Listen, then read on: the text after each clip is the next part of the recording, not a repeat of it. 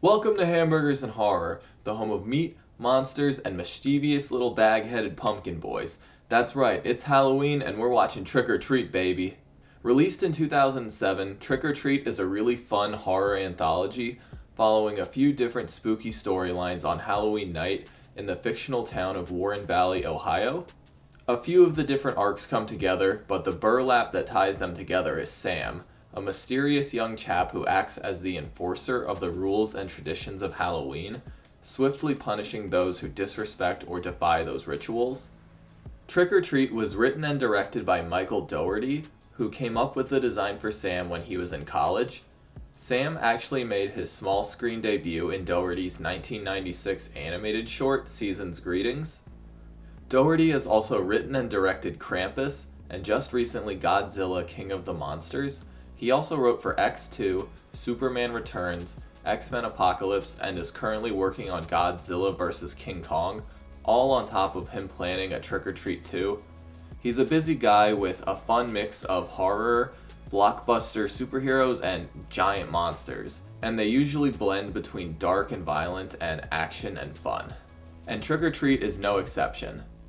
While it didn't receive much attention immediately, only having a few screenings and mostly being watched on DVD, Trick or Treat gained a lot of critical acclaim and now has a large cult following. You see Sam's cute little face in every Halloween store now.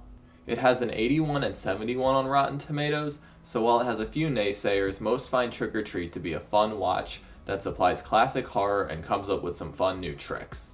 It very skillfully blends horror and comedy while managing to avoid being super meta and sarcastic, and it just brings a ton of love for the genre and the holiday itself. It's also got some cool kills and some really cool monsters, so let's put on our favorite costumes and go trick-or-treating. We open with one of those old-timey informational films reminding children of the dangers of Halloween, which transitions to a jack-o'-lantern as a child with a wagon almost gets hit by a car. Emma and Henry are returning home from a night of Halloween festivities, while she complains about how much she hates the holiday and removes her robot costume. You sure did your yard up nice and made a very intricate costume for someone who hates it so much. Emma blows out the jack-o'-lantern against Henry's wishes as it's a Halloween tradition to leave them lit until midnight. A slightly obscured POV witnesses this act and approaches the house. Emma couldn't care less about the Halloween tradition and plans to take all of the decorations down right now, which would be a ridiculously long activity. But Henry wants to smash something other than a pumpkin tonight, and convinces Emma to join him in a little while for some spooky sex involving some outdoor porn on VHS. Emma proceeds to take down severed limbs and sheets when she is unsettled by an ominous masked figure standing across the street. But he's just a kid waiting for his friends to pick him up. The real threat comes from inside the box and attacks Emma underneath a sheet. Henry hears some screaming but assumes it's just from his dirty video. The skirmish ends up on the sidewalk where 3 kids watch Emma's throat get slashed with a weaponized lollipop, scaring them away. A bit later, Henry wakes up and finds Emma is missing. He searches the yard and finds some severed limbs that look a bit too realistic. Henry finds the rest of Emma displayed under a sheet on one of their ghost posts, with a big old lollipop in her mouth. Henry's scream takes us into the credits, which are in a really cool comic format. Wildstorm Comics had planned to release a comic series in conjunction with the movie's release, but both the comics and movie were delayed and were eventually just released as one big graphic novel in 2009. These credits give a glimpse of what's in store for us and help set the tone for the rest of the movie. We go back earlier in the night while a news reporter talks about how crazy this town goes for Halloween, also bringing in lots of tourists. A little boy is peeping on some women in the changing booths at a costume store. He plays Sam, so it's nice to see his face for a sec before his mom drags him away. The women are just in town for the festival, and it seems they only have one goal for the night: find some dudes. They emerge and show off their sexy princess costumes and see one of their pack is still inside. Danielle persuades her younger sister Lori to come out, and she is not excited about her less sexy Little Red Riding Hood costume. Maria and Janet giggle, but Danielle assures her she looks good. Danielle flirts with the elf cashier, and bam, she has a date for a party they're going to, once he's off work. After bumping into the angry robot, Danielle tells Lori she needs to find a date to the party. The other girls mock her for being a 22-year-old virgin. Lori tells the ladies she wants her first time to be special. Marie and Janet tell her she needs to be more forward and show her the ropes by hitting up the camera crew from earlier. They are obviously successful and load up the van to head to the party. Danielle is reluctant to leave her sister, but Lori wants to find her own date her own way. We cut to Charlie, played by Brett Kelly from Bad Santa and The Sandlot 2, as he walks down the street destroying jack-o'-lanterns like a real jackass. And he's stealing all the candy from a porch. Unfortunately, the owner, Principal Stephen Wilkins, just got home and has caught him orange-handed. He tries to deny his wrongdoings, but Wilkins isn't buying it and tells the boy to sit and eat some of the candy he was stealing. Wilkins, played by Dylan Baker from Happiness, The Cell, and Spider-Man 2, acts all sorts of creepy as he carves a jack-o'-lantern, talks about the importance of Halloween traditions, and flails his big-ass knife around. Charlie starts burping and gagging, and it looks like Charlie didn't follow one of the Halloween rules we saw in the beginning. Always check your candy. He starts throwing up a ton of chocolatey, bloody liquid and collapses on Wilkins' lap. Wilkins is dragging the body inside when he gets some very persistent knocking on the door. Don't worry, Stephen, it's not the Census Bureau or the Mormons, it's just some trick-or-treaters. The kids luckily just think the blood is part of a costume, but they scream just to mess with him. They receive what I assume is poisoned candy, but I guess we can't be sure. The kids also ask if they can take the jack-o'-lantern he just carved for a scavenger hunt, which he agrees to. As the kids leave, Wilkins notices one smaller, bag-headed child and gives him some candy too. We get a peek at Wilkins' poison station as he brings Charlie's body to the backyard, where he already has a grave dug and at least one body already inside. His burial process gets interrupted by his young son Billy, hollering from the upstairs window, and the neighbor's barking dog who he throws a severed finger to. He is interrupted once more when the first person in the grave wakes up and starts screaming, getting the attention of his grouchy neighbor, Mr. Krieg. He is able to explain his way out of being in a hole covered in blood in the middle of the night, and Krieg heads back inside. Wilkins prepares to strike a killing blow with his shovel, only to be interrupted again by Billy, asking him to help carve jack-o'-lanterns, and if he can come to the festival with him. His dad says he has a date, but does agree to help him carve in just a minute. He finally gets Billy to scram and kills the person, burying them and Charlie, planting a baby tree on top of them. Wilkins sees Krieg asking for help, but doesn't like his mean old neighbor and heads inside, not seeing Krieg being attacked inside his home. By now, Stephen seems very annoyed with his son, so it's not looking good when they head to the basement and he has a knife behind his back. He creeps up behind the unsuspecting Billy and looks poised to stab him, but nothing to fear. They are in fact carving jack-o'-lanterns, or should I say Charlie-o'-lanterns. Unfortunately, we don't get to see the finished product, but I'll take a severed head any day. We leave those two to have some father and son time and rejoin the three trick-or-treaters from earlier, Macy, Sarah, and Chip, still on their quest for jack-o'-lanterns. They reach another teacher's home who is having a bit more of a, let's say, adult party. She offers them a drink, but they just take the candy and go. A young purger named Schrader runs up with his shopping cart, only able to get 3 jack-o'-lanterns because Charlie smashed them all earlier. They arrive at a girl named Rhonda's house, and it's clear she isn't popular, but the kids convince her to join them and let them use some of her jack-o'-lanterns, thanks to Schrader being a charmer. Back at the festival, a lady is making out with a masked man in an alley. He seems to be paying a lot of attention to your neck. She realizes she is bleeding really bad and she's been hooking up with a vampire. She makes a run for it and makes it back to the crowd and asks Robo-Karen for help, but gets ignored because she is mistaken for another drunk in fake blood. Mr. Vampire returns and finishes the job, propping her up to look passed out like many others around her, even though that in itself is deeply troubling. Mr. Vampire disappears into the crowd, presumably to find a new victim. Meanwhile, the kids are still on their pumpkin quest, and Rhonda is rambling on about the history of Halloween, and her and Chip bond a little bit. Macy leads them to a cliff overlooking a lake and a quarry. She proceeds to tell Rhonda and the others why they are here. 20 or so years ago, there was a group of 8 kids in Warren Valley who were described as mentally disturbed, so much so that their ashamed parents paid for them to get bused to a different school outside of town to keep them a secret. The parents eventually could not stand to keep this up and paid the bus driver to kill the children. On Halloween, the driver took them down a different route, passing Sam on the way.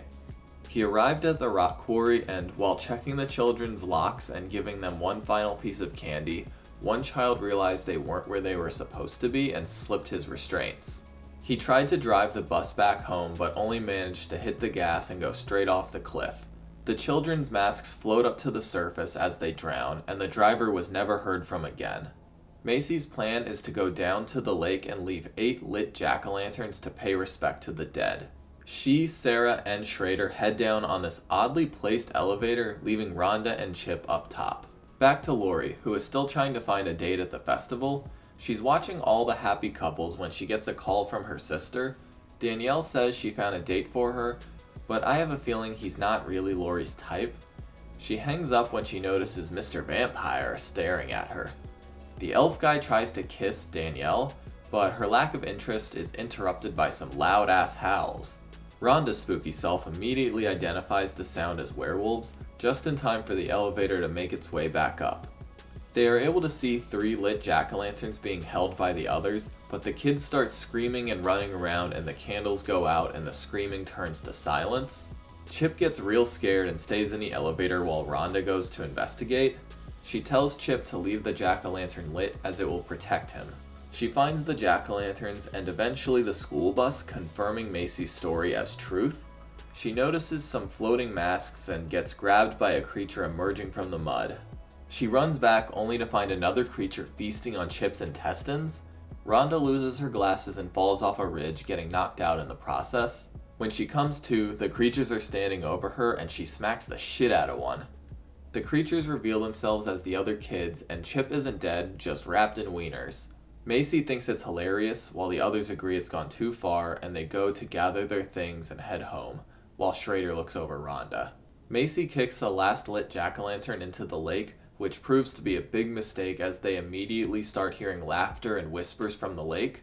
Schrader and Rhonda hear the screams, and he goes to see what's happening. They tell him they are hearing voices, and they see 8 figures emerging from the lake. Looks like we've got some zombie kids. They even got dressed up in their Halloween best for the occasion. They run away, but Sarah's chains get caught and she's dragged away into the fog. They make it to the elevator, which is now occupied by Rhonda. They beg her to let them in, and it looks like she's going to until she's like, psych. She takes the elevator up as the kids get surrounded and we hear lots of chomping, bone breaking, and screaming. Rhonda passes by Sam, who respects her Halloween spirit and savagery and leaves her be as she heads home. Back to Lori again, who is walking to the party through a trail in the woods. She realizes she isn't alone and is being followed by a vampire. Danielle is worried about her sister, and that worry quickly intensifies when a body with a red cloak falls from a tree. But it's just the vampire, all sorts of fucked up and begging for help. Out comes Lori, looking like a whole new badass queen. She tells Danielle he followed her out here and bit her. After some examination by Maria, we see his vampire teeth aren't even real, and the man behind the mask is none other than Principal Stephen Wilkins. Damn, this dude has had a busy night.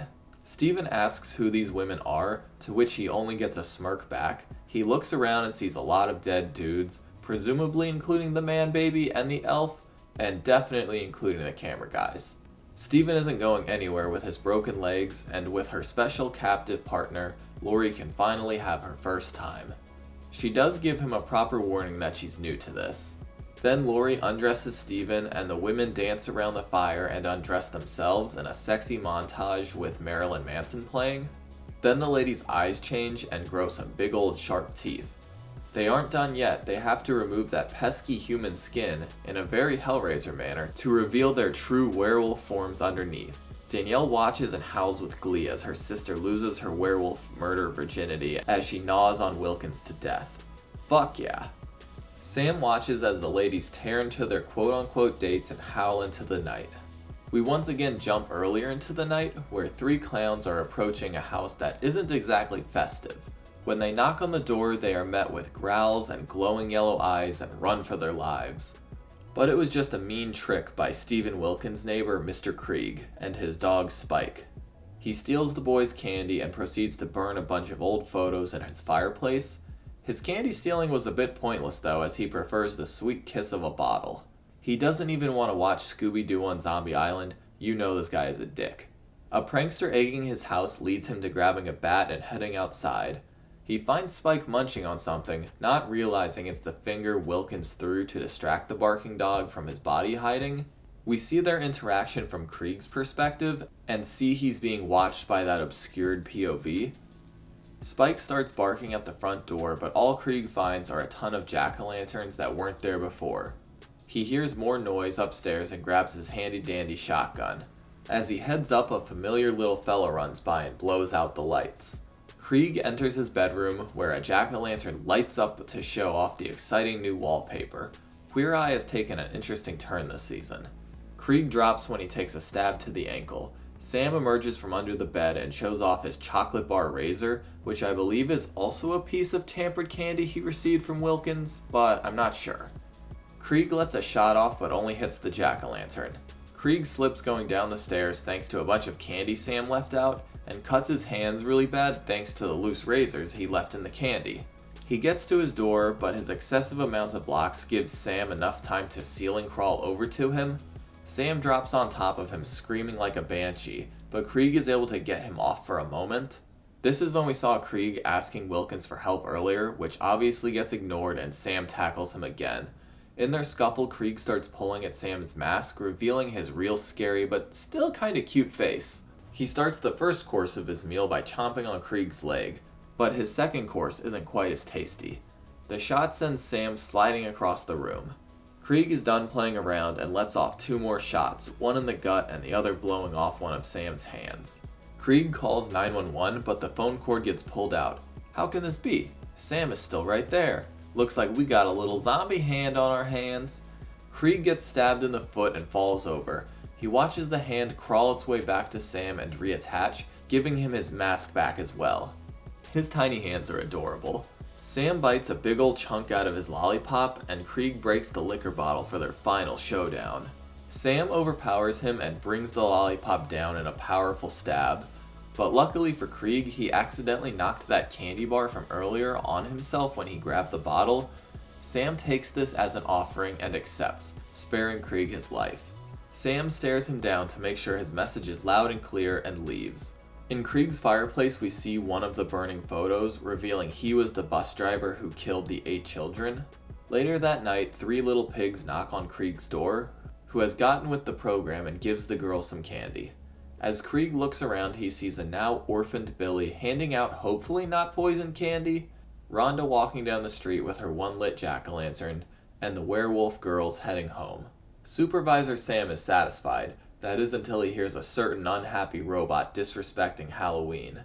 Sam takes a look at his sharp lollipop and knows what needs to be done. Krieg is happy to escape with his own life and makes no effort to warn the future dead lady. He gets another knock on the door. It's 8 trick-or-treaters. But these kids look a little bit familiar. In comic form, we watch as the kids kill and maybe eat Mr. Krieg, taking us into the credits. Trick or Treat makes really good use of its anthology format. It combines all the stories together at the end to make it a really fun, satisfying watch. It's one of those movies you could put on 100 times and I wouldn't get bored of it.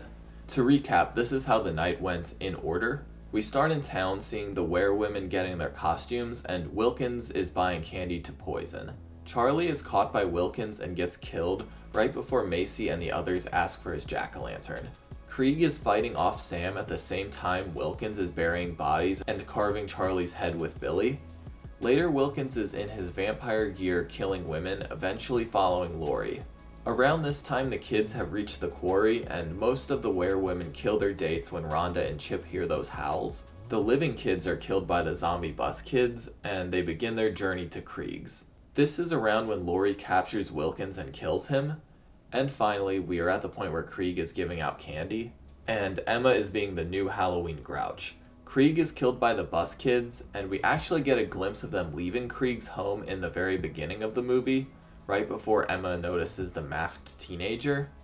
And finally, Emma is killed by Sam, the beginning of the movie actually being the end. I like a lot of this movie, but my favorite sequence has to be when it's revealed that Lori, Danielle, and the others are actually werewolves. Their dialogue throughout the movie actually hints at this, but it's subtle enough that you might not notice it during your first viewing. and the way they remove their human skin is just stunning.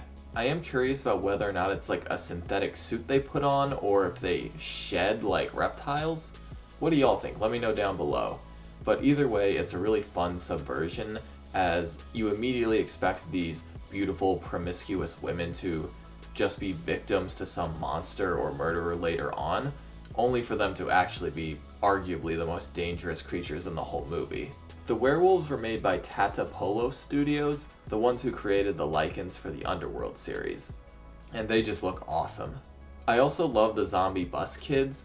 All of the actors and actresses who played them actually had different disabilities, which I think was a nice touch. The movie also does a good job of presenting the children in a good light. They were just kids. Their parents and the bus drivers were the monsters, not them. It's far too often that horror uses mental disability or disease as a crutch, as if people with them are something to be feared. At this point, it's one of the laziest cop-outs to use, and it's sadly still one of the most frequently used tropes in horror. I'm glad Trick or Treat didn't go down that route. Principal Wilkins is definitely the most entertaining character. Dylan Baker gives him so much gusto, but it's nice to see him get his just desserts by the end. His struggle to get the bodies buried is hilarious, and when it's revealed he's carving a child's head with his son, it's honestly more disturbing than if he actually just killed his kid, like we expected him to. And Sam is a wonderful way to tie together the events of the movie. His design is simple but super effective. He's like a cute little baby pumpkin head. It's one of the very few movies past like 1990 to create a horror icon, which I think is a fair title to give Sam, despite him actually only killing one person. I really can't recommend Trick or Treat enough. It's like the Elf of October. I just can't help but put it on during the Halloween season. It's a good movie for people who don't like overly scary or gory movies, but it still has a ton for people really well versed in the genre. I do hope we get a Trick or Treat 2 someday, but until then, I'm Noah Hook, and this has been Hamburgers and Horror. Have a happy Halloween and stay safe out there. Thanks for watching my review of Trick or Treat. If you enjoyed this video, be sure to like and subscribe so you can keep up with all of my new reviews. Also go check me out on Instagram, and if you'd like to support the channel further, go check out my Patreon account. Thanks y'all, see you next time.